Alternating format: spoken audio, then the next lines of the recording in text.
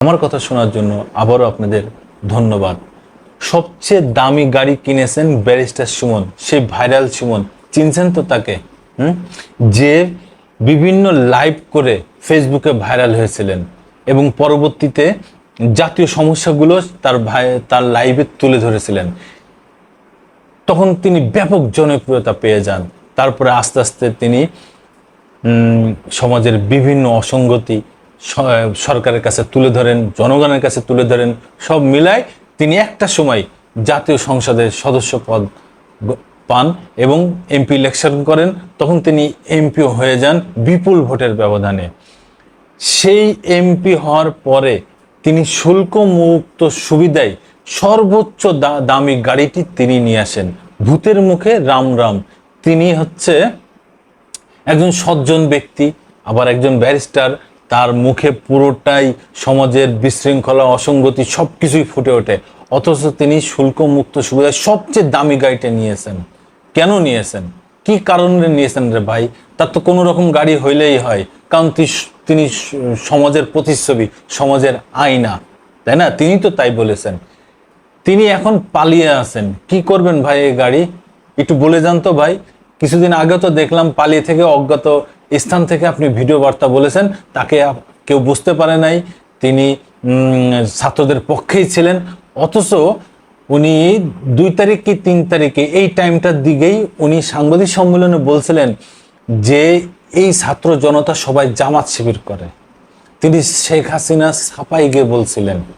আজ ইনি কয়েকদিন পরেই, ঠিক সরকার পতনের পরেই, সরকার অভ্যুত্থানের পরেই উনি আবার অজ্ঞাত স্থান থেকে জানালেন যে তিনি ছাত্রদের সাথেই ছিলেন, প্রথম থেকে এই আন্দোলনের সাথেই ছিলেন, তারা তাকে বুঝতে পারেন নাই।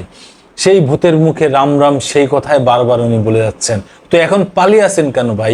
নিজের বিবেককে জিজ্ঞাসা করেন, নিজের বিবেককে প্রশ্ন করেন যে কেন আপনি পালিয়ে আছেন। যদি আপনি ভালো কাজই করে থাকেন তাহলে কেন আপনি পালিয়েছিলেন? আপনি না জনপ্রতিনিধি? তাহলে আপনি সেই জনগণ ছেড়ে পালিয়ে যাবেন কেন? আবার আপনি এত সজ্জন ব্যক্তি, তাহলে এত দামি গাড়ি নিছেন কেন? শুল্কমুক্ত সুবিধায় এত দামি গাড়ি নিয়ে আপনি কি মাটির উপর দিয়ে চলবেন? মাটিতে থাকবেন না? এই বিষয়ে যুগান্তর কি বলেছে একটু আপনাদের পড়ে শোনাই। দ্বাদশ সংসদে হবিগঞ্জ 4 আসন থেকে নির্বাচিত সৈয়দুল হক সবচেয়ে দামি গাড়ি এনেছেন। কাস্টমসের শুল্কায়নের নথি অনুযায়ী দামি গাড়িটির আমদানি মূল্য দেখানো হয় $1,11,000 বা $1,26,00,000। কাস্টম শুল্কায়ন মূল্য যে দাম ধরে শুল্ক আরোপ করা হয় নির্ধারণ করে $1,28,00,000। এই ধরনের গাড়ির শুল্ক হার 826.60%। এই হিসাবে শুল্ক হার আসে $10 কোটি বেশি। এত ভদ্রলোক, এত ভালো লোক আপনি, আর আপনি $10 কোটি সরকারদের শুল্ক ফাঁকি দেবেন? সেইভাবে আপনি গাড়িটা নিয়ে আসেন। এই হচ্ছে আপনার মুদ্রার রিপিট আর রপিট।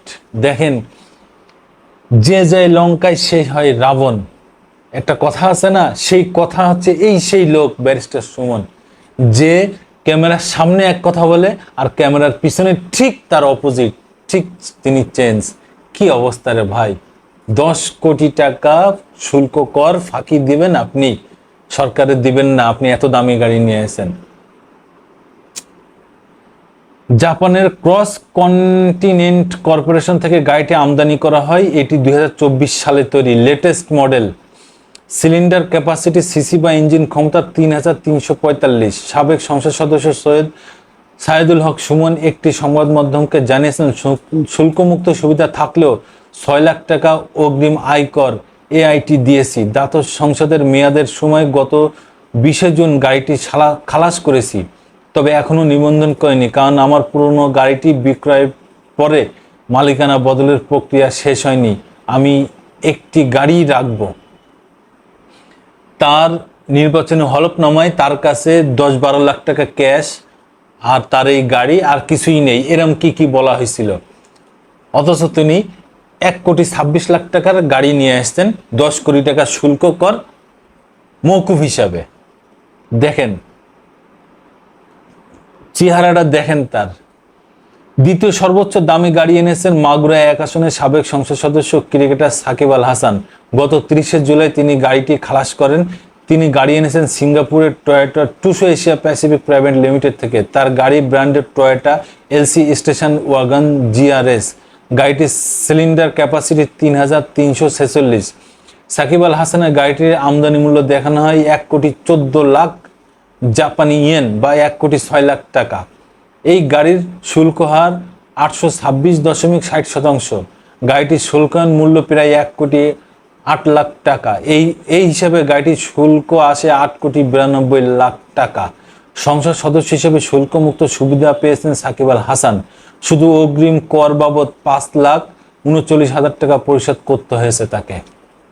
সাকিব আল হাসান অনেক টাকার মালিক, ইনি একজন বাংলাদেশের শিল্পপতি বলা যায়, কারণ সে হিউজ পরিমাণ ইনকাম করে।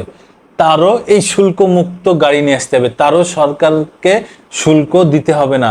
শুল্ক দিলে সরকার একটা ট্যাক্স পায়, এই বাংলাদেশের মানুষ সেই ট্যাক্সের টাকায় এই বাংলাদেশের মানুষও ট্যাক্স দেয়। তো বাংলাদেশের 16 কোটি মানুষ ট্যাক্স দেবে। যারা সংসদ সদস্য হবেন, যারা সরকারে থাকবেন, যারা আইন প্রণেতা হবেন, তারা ট্যাক্স দেওয়া লাগবে না। তারা ধরস্বর বাইরে সব কিছু। তারা তো এই বাংলাদেশের মানুষ না, তারা হচ্ছে কোথাতে আইসেছে তারাই জানে। শুধু এই বাংলাদেশের মানুষ সাধারণ জনগণ, তাদের উপরে সব আইন, তাদের উপরেই সব ট্যাক্স, তাদের উপরেই সব অন্যায়, তাদের উপরে সব অত্যাচার, সব কিছু তাদের উপরেই করতে হবে। আর তারা সব সময়, যারা ক্ষমতায় থাকবে, তারা সব সময় ধরাছার বাইরে। এখন কোথায় রে ভাই, আপনারা কোথায় গেছেন? সব নিজের ঘর বাড়ি, বাপ মা ভাই বোন সংসার, বউ ছেলে মেয়ে সব ফেলাইতে কোথায় গেছেন? পালাই গেছেন কেন ভাই? পালাই রয়েছেন কেন ভাই? আপনারা জনপ্রতিনিধি, আপনারা মাথার তাজ, আপনারা জনপ্রতিনিধির মাথায় থাকবেন।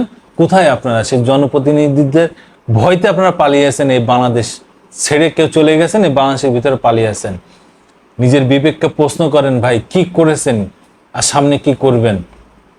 সবাইকে ধন্যবাদ। আবার আসবো নতুন কোনো কথা নিয়ে, নতুন কোনো কাহিনী নিয়ে। আমি প্রিন্স।